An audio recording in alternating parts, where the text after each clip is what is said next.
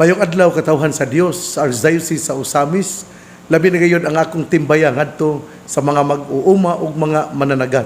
Ako pong timbaya sa mga teachers kagahapon Domingo, Oktubre 5, mao gayon ang gitakda nga gitawag og World Teachers Day. Busa salamat sa atong mga magtutudlo, sila ang mihulma sa mga panghuna-una sa ato nga mga kabataan. O ginautunta nga sila mausab ang dugukan sa mga values sa ato nga mga mamahimo nga mga citizens of our country. Sakit lang kayo nga pamalandungon nga kadaghanan sa ato nga mga haligi sa ato nga lungsod o pangagamhanan gikan ga eskwela sa mga Catholic schools. Unsa man di ay ang gitudlo sa atong Catholic schools bahin sa mga values nga numan nga daghan makigong korupsyon, lisod kaayo kini nga tubagon. Tingali ato pong tukion o pamalandungan ang atong tagsa-tagsa kapanimalay. Ang ato god nga kalibutan karon very much focused on material wealth. Unya nakalimtan nga ang atong tinuod nga Piloy-anan dili nining kalibutana kundi ang langit. Pero kita mahay langit lamang kung kita adunay maayong relasyon sa atong isig katao o wala nato tuntuha ang ato nga isig katao, ang atong katawhan.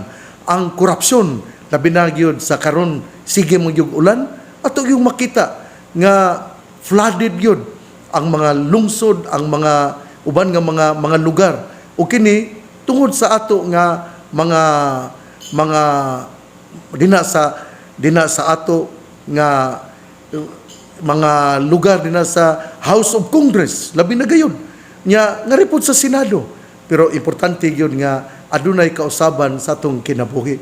Karong adlaw karon nga bulan man sa Rosario, hinaot nga ang mao nga tulumanon makahatag kanato o kahayag nga ato gayod nga puy-an ang mga bertudes sa atong Ginoo, sa atong pagpamalandong, sa iyang kinabuhi, sa iyang joyful mystery, sa iyang sorrowful mystery, sa iyang glorious mystery, o sa mysteries of light. Kita mahinumdom nga gaistorya de kini sa kinabuhi sa atong Ginoo, apan kini usab gaistorya sa atong kinabuhi. Hinaot nga to yung isalikway ang dautan, ato yung paningkamutan nga puy-an nato ang kining gitawag og conversion. Kay kung dili gali ni mahitabo, wa gyud kaugmaon ang atong nasod. Daghan ang nagkalisod-lisod kay gikawat man, gikurap man sa atong mga opisyal. Nya kinsa may nag-approve ani, kinsa man gyud sa mga kwarta, kinsa man dinha sa DPWH. Akin nung DPWH sa una pa man ni bisan sa bag-o pa kong pare gitunglo naman yun kining departamento sa DPWH tungod kay mangahukaw manggod kini ang sunod ani ang kini pong Department of kining gitawag og kining sa education ba maupod ni ang Department of Health DSWD naunsan man taon ning atong mga kuan oy lisod jud kay tanan. Pero kining yung DPWH ang kining Department of Education, kining Department of Health, kining DSWD, ang tatak ani nila dili gyud maayo. Mao na nga hinaot nga ako klaro-klaro lang ni na konsulti para mahinumdum ta nga ang atong Ginoo dili gyud wa gyud malipay sa mga panghitabo karon dinhi sa Pilipinas. Kay daghan ang nagkalisod-lisod, anaa ang flooding, anaa ang mga suba nga miawas tungod kay wala man tarunga sa ato nga mga representante, sa ato nga mga congressman ang maong kwarta. Mao na nga sa ato pong mga senador hinaut unta nga doon natay gitawag og nasudnon nga paghinulsol gani ang CBCP, ang Catholic Bishops Conference of the Philippines.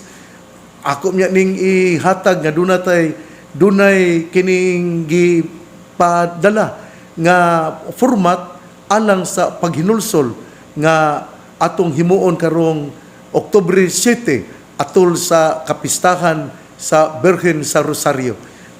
Ang ato karon nga nining adlaw ako din kuan ha kay doon naman di ay panagtigom sa mga senior citizens dinhi sa dakbayan sa Usamis, o sugdan kini sa usa ka misa, o ako ang mo-preside sa misa dinha sa Metropolitan Cathedral of the Immaculate Conception karong adlaw, mga alas 8 sa buntag, Lunes, Oktubre 6, 2025. Busa akong giauhag ang mga senior citizens.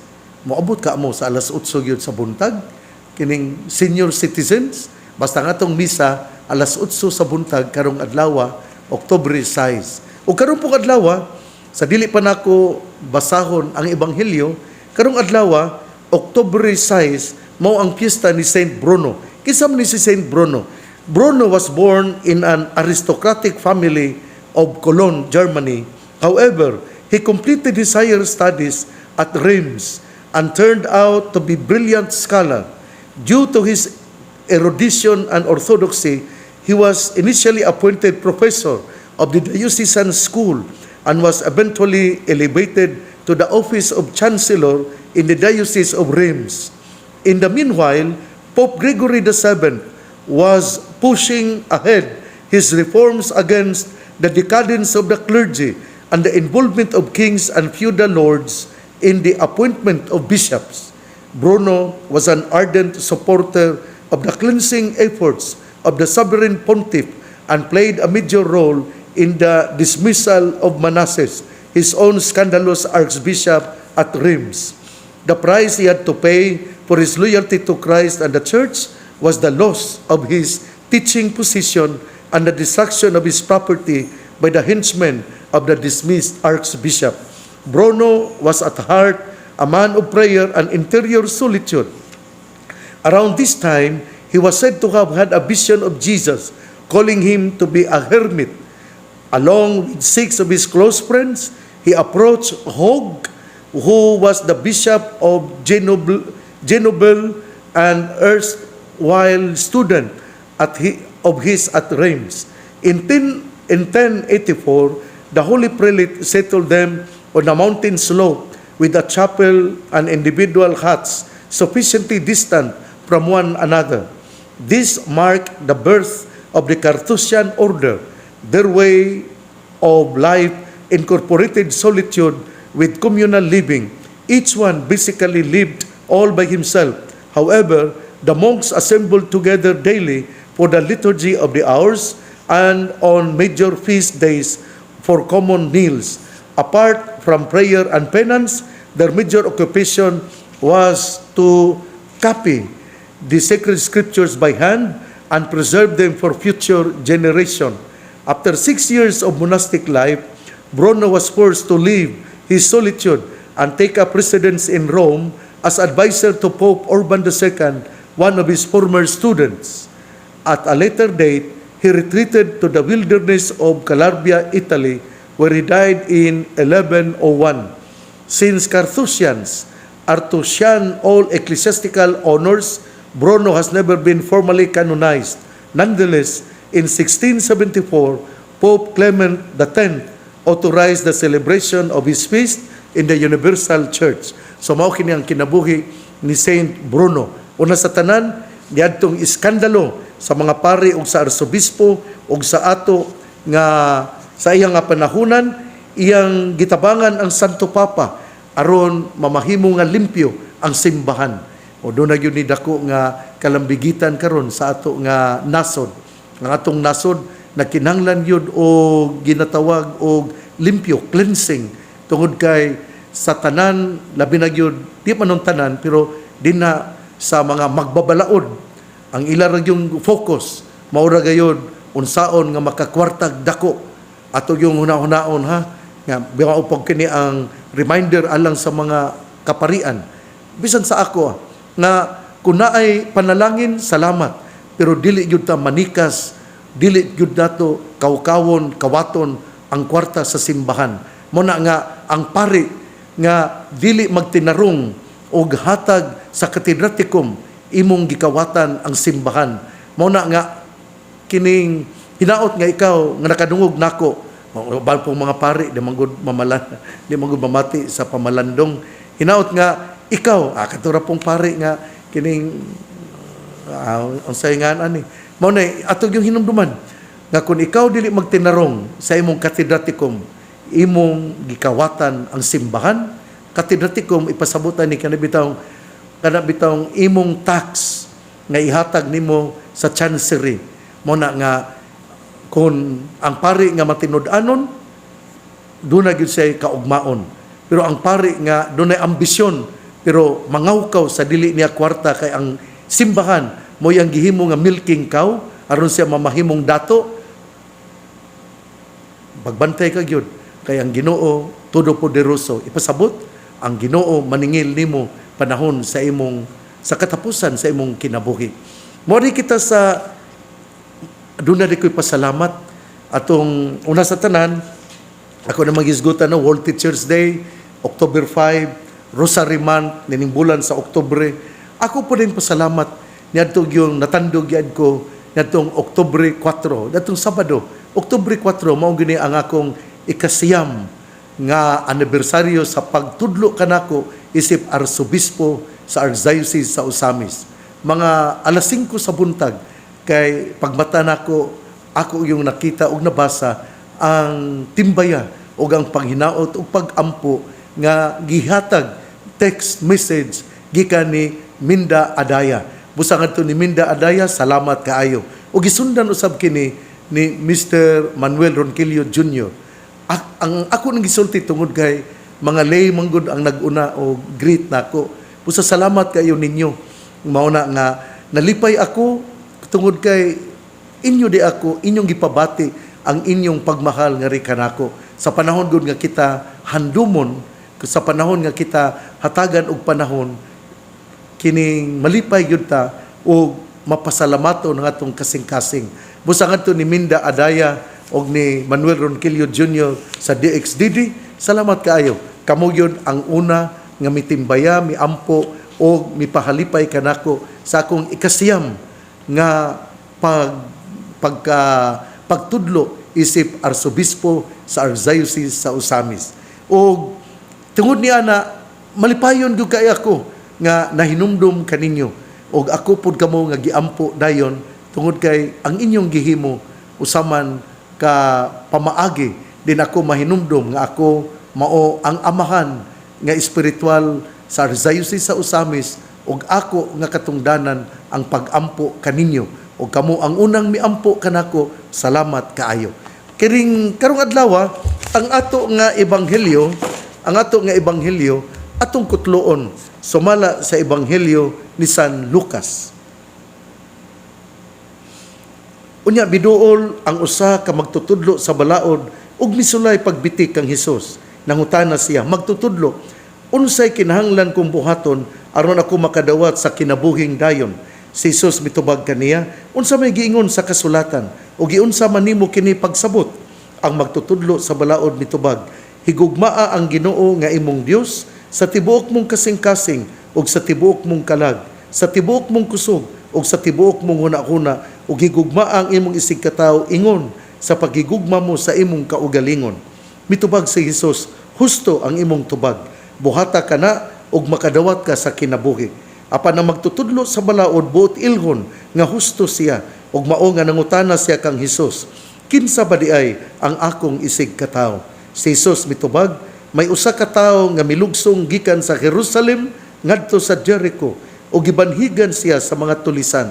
Gihubuan nila siya, gibunog ug gibiyaan nga himalatyon ug nahitabo nga may usa ka pari nga miagi niadtong dalana ug sa pagkakita niya sa tawo milabay lamang siya agi sa pikas daplin. Unya nahiagi usab ang usa ka Levita ug miduol siya ug mitan-aw sa tawo ug unya misaylo lamang agi sa pikas daplin. Apan may usa ka Samarianhon nga nagpanaw niadtong dalana naihagi sa gitulisan ug sa pagkakita niya sa tawo naluoy siya. Miduol siya kaniya ug gibuubuan niya lana ug bino ang iyang mga samad ug gibugkusan. Unya gipasakay niya ang tawo sa iyang hayop ug gihatod ngadto sa usa ka abutanan ug didto iyang gialimahan siya. Sa pagkaugma mihatag siya 2 ka denaryo ngadto sa tig-atiman sa abutanan ug miitugon. galma siya og inigbalik ko dinhi, bayran ko ikaw sa imong magasto. Og si Jesus mitapos pag-ingon, karon kinsa man nining tulo sa imong hunahuna ang nagpakita nga isig katawo sa gitulisan, ang magtutudlo sa balaod mitubag kadtong naluoy kaniya. Si Jesus miingon, busa lakaw og buhata ang sama sa iyang gibuhat. Ebanghelyo sa atong Ginoo, daygon ikaw o Kristo. Mga igsuon, ngano man gyud nga kini nahasulat maning maong ebanghelyo. Una sa tanan, ang ebanghelyo, ang focus sa ebanghelyo mao gayud ang tinubdan sa pagka sumusunod sa ang atong pagkadisipulo. Unsa man gyud tinubdan, unsa man gyud sukaranan sa atong pagkadisipulo. Ug ingon nga ang sinugdanan, sukaranan, ang pundasyon sa atong pagkadisipulo mao gayud ang gugma. Apan ang gugma atong hinumdunon nga ang gugma dili mo pili.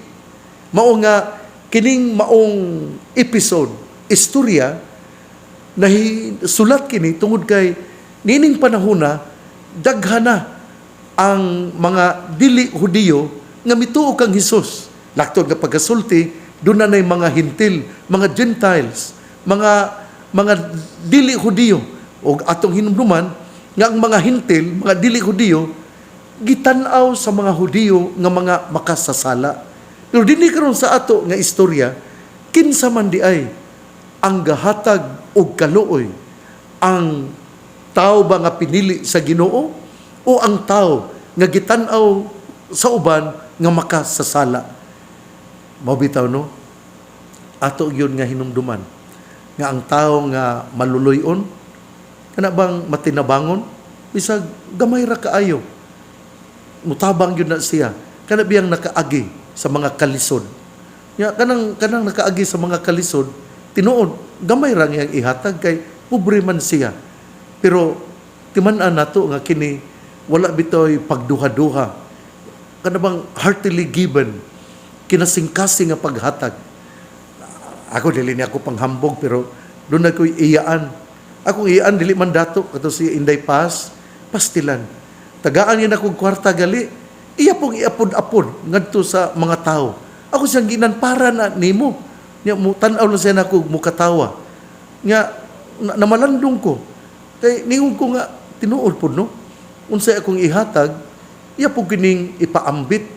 Permigdan ako ng ikomedya nga kailan dili nato kumkumon ang kwarta kay kung dili ginato kun ato galing kumkumon ang panalangin dili man na punan dili man na i-refill dili man na kanabitawng dili man na ilisan sa Ginoo unsay atong ipaambit tawagaan iuli na sa Ginoo ug mas pa. Ako na hinumdum lang ko ani tungod kay sa ako nagikaingon ang pundasyon sa atong pagkasumusunod kang Kristo, sa atong pagkadisipulo, ang pundasyon, maugayon ang gugma. O ang gugma, dili mo pili, kinsay atong tabangan. O mo kini ang nahitabo sa ato karon nga ebanghelyo. Ako nagkikaingon po nga, nining panahona, daghan na kaayo ang misunod kang Kristo. Dili lamang ang mga Hudiyo, gamay raman ang mituo kang Hesus nga manunubos.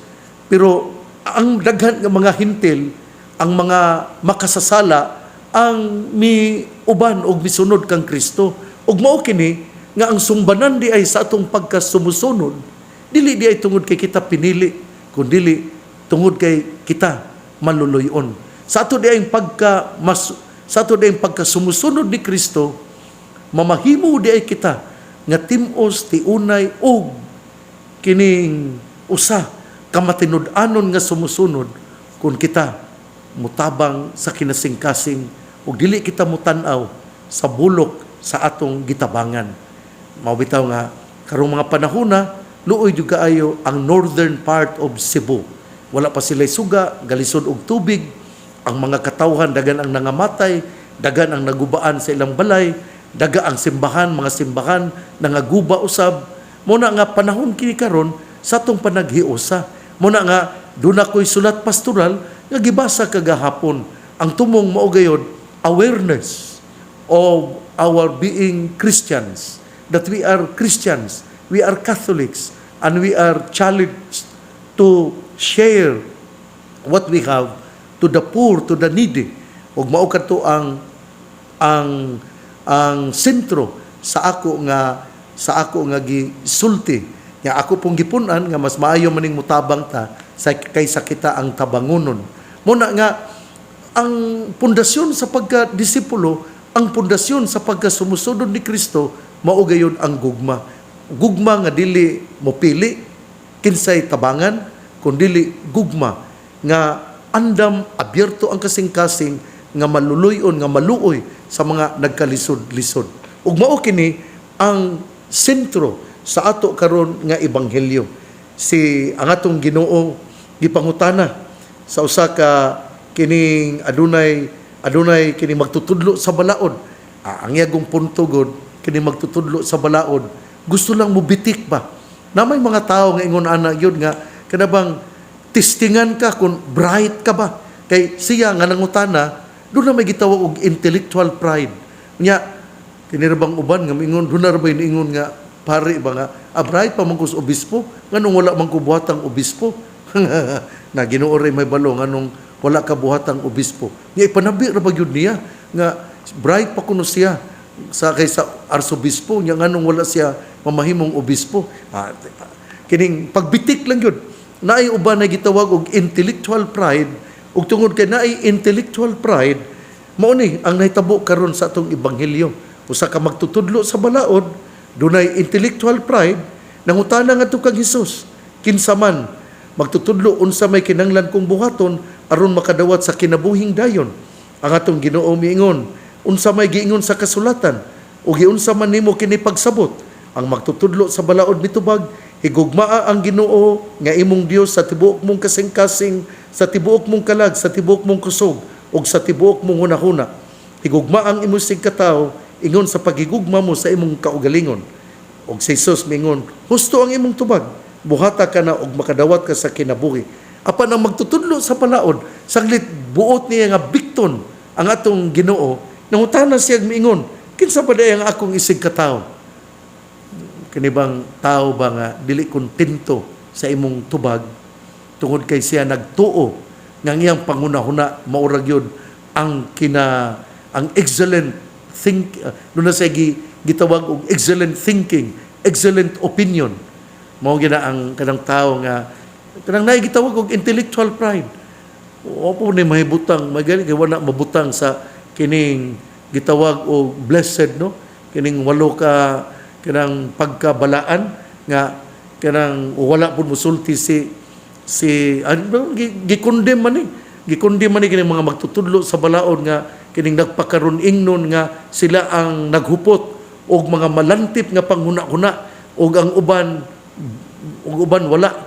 Mga hinaot unta nga kining usbon nato nga tong kinaiya labi na kumpare ka nya nagtuo kang ikariyo kinabrightan nya kun ang imong suggestion dili dawaton mahiubos ka dayon nya musulti ka nya dili ka gali mo acknowledge kung tubagon ang imo nga mga text laktod kang pagkasulti naunsa man ka sama pong katingali sa ebanghelyo karon nga magtutudlo sa balaod buot mo bitik ug buot nga kining magpakaron ingnon nga siya ang kinabrightan.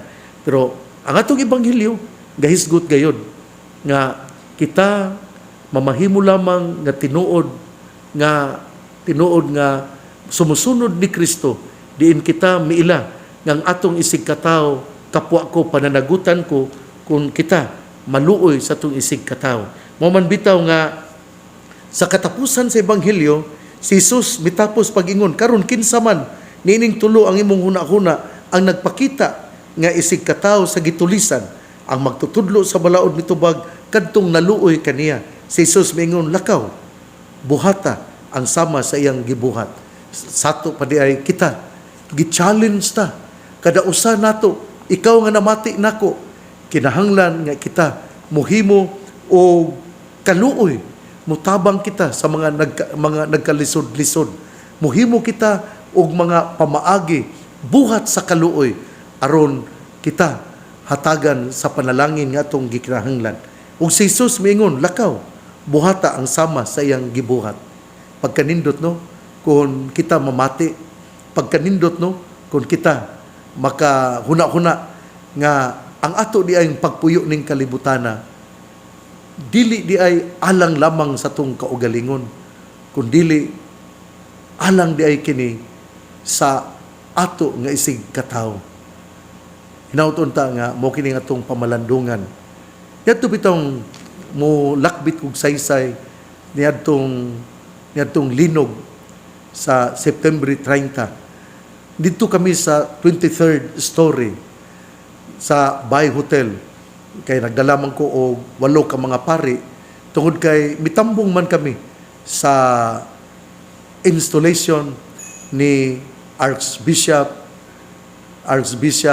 Abet Uy, isip Arsobispo sa Sugbo. O pagkahapon, dito kami sa Bay Hotel, pagkagabi, mga alas 9, mga alas 10 kagabion, dito kami sa taas. Nya may uyog ang maong kining 23rd story man mi. Pero kadto, kuan gyud to kanibitang prophetic pud to tungod kay ako dili gugumuga mo adto unta sa tumoy kay ko nga kining kanang mag kwanta tanaw-tanaw ta dito permi naman ko mo tan-aw anang nindot nga mga suga niya kanang mo inom og sa kabutilya nga beer o duha ba ko kamo na lang pero mitext mo gyud ang mga kaparian nga nabati pud nako nga pinangga gyud ko sa mga kaparian sa Archdiocese sa Osamis. Mingon gyud sila nga ari bishop uban nimi motong misaka ko uban ko nila. Unya dugay kayo ang pag-abot na namo dito nang lingkod mi siyam 8 mi kabuok kaya wala pa man si Father Marvin Osminia ang tanan namo ang tanan nga mga kaparian mi text niya nga ari diri natulog na di siya pero mimata siya og misaka pod og pila ka mga tingali after mga 10 minutes miabot ang linog ang ako yung pamalandong mao nga kinabang death is real and we have to prepare ourselves. O importante gyud kaayo nga kita naghinulsol sa atong mga sala, nga kita aduna gyud relasyon sa atong isikataw tungod kay kita nagtinarong sa atong kinabuhi, nga kita matinabangon sa atong isikataw. Kana bitong tao nga hakog, kanang tao ba nga dili mutabang nya kon mutabang magali magsigig bagulbol, pirmi mi nako ingnon gyud ang mga kining mga church workers kining mga kapilya leaders nga moadto sa mga balay aron mangayo og amot kun doon na gali magsige og bagulbol ayo gyud nag-adto ayo na siya og pangayuig tabang kay kining kinahanglan baya nga ang atong pagkamatinabangon kinasing-kasing ug kun ikaw mihatag unya dili kinasing-kasing wala na merito sa imong kinabuhi. Usbon ko nga sa diha nga miabot ang linog nakaingon ko nga death is coming and there is real kanabang naagyo di ay ang kamatayon. Ang importante mao nga kita naghinulsol sa atong mga sala o andam kita nga moatubang sa Ginoo kung kita tawgon niya. Mga igsoon atong tabangan ang mga katawhan sa Northern Cebu, ang Bugo, ang Danbantayan, ang Midillian, ang San Remigio o uban pa nga mga lungsod nga nagkalisod-lisod. Mas mayo pa nga kita mao'y mutabang sa kita ang tabangonon. Igsuon, ang mayong balita nga maong pulong ni Hesus, ang iyang pamation, pamalandungan, ug paningkamutan nga mapuy-an. Mula ng tao nga namati sa pulong sa Ginoo, sama sa kahoy nga gitanom, daplin sa usa ka sapa, kansang dahon dili gayud malaya. Tempo sa timbunga siya mamunga. Igsuon, ugma na usab. Akong belated greetings sa anibersaryo sa ordinasyon sa pagkapari ni Father Elmo Melo kagahapon, Oktubre 5. Hinauton ta nga ikaw panalanginan sa kanunay sa Ginoo o ikaw mamahimong matinud-anon nga pari kansang kasing-kasing nahulma gayud o natakdan sa kasing-kasing ni Hesus. Ako pong pasalamat usbon ako ang una nga piampo og mitimbaya kanako sa akong 9th anniversary sa appointment isip Archbishop of Osamis nila ni Minda Adaya, ni Mr. Manuel Ronquillo Jr. o ingon man usab pagkahapon sa mga kaparian sa Archdiocese sa Osamis. Salamat ninyo tungod kay wala kamo malimot kanako. Your greetings, your support have really made me strong to face the difficulties in life in doing my ministry as Archbishop of Osamis. Salamat kayo ninyo. Ang inyong mga pangamalan akong nahakulit sa akong kasing-kasing. Ug dili gyud kamo nako hikalimtan. Panalanginan kamo sa Ginoo. Ang pangaliya sa mahal nga Birhen Maria nga gisangpit sa mga misamisnon nga Birhen sa kuta, ang Ginoo magapanalangin kanatong tanan. Sa ngalan samahan sa Anak ug sa Espiritu Santo. Amen. Sa dili pa ko mutalikod, ako ding ipahibalo nga ang nobina sa pangilin sa mga payag gasugod na ni atong Oktubre 2 ug matapos kini sa Oktubre 10. Sa Oktubre 11 Sabado mauna ang pangilin sa mga payag. O akong pahinumduman nga ang sugong sa healthcare sa itong mga kaparian, i-offer kini niining adlaw, Oktubre 11, Sabado. Hinautunta nga ang ato nga mga kaparian, nangandam na niini aron i-submit ngari sa chancery kay ato man kining buhatan og sertipiko para may balo ang katawhan nga mauday kini ang inyo nga gitampo alang sa healthcare sa atong mga kaparian. Busa, salamat mga kaparian, mga parish priests nga nakadungog karon. Salamat palihog kinahanglan nga inyo nang isubmit kay buhatan pa man ni og certificate. Unya lisod kaayo kung dili kamo mabuhatan og dili matawag ang inyong parokya nga mitabang di ay alang sa sugong sa healthcare sa atong mga kaparian. Oktubre 11, piyesta sa pangilin sa mga payag, atong ihalad ang ato nga kining ato nga halad alang sa sugong sa mga kaparian. Hinaut-unta nga kining ato kining mahinumduman o hugupan nato agi og paghandom sa ato nga mga katigulangan nga mipuyo pinaagi og mga payag. Atong pasalamat sa Ginoo nga doon na kita'y mga katigulangan nga mipakita unsaon pagpuyo o kini na-improve pinaagi sa dagko na kay karong mga gambalay.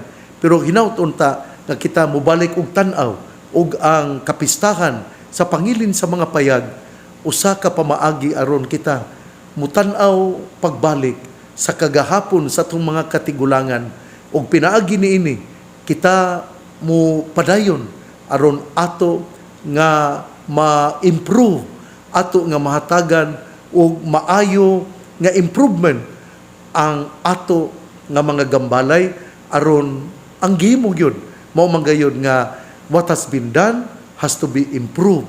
Dunay mga limitations pero ato kining tabangan aron kini mamahimong maanindot. Usbon ko, Oktubre 11 alas 9:30 mao ang misa pasalamat alang sa kasaulugan sa pangilin sa mga payag o gini ihalad usab ang sugong alang sa healthcare sa mga kaparian sa Archdiocese sa Osamis.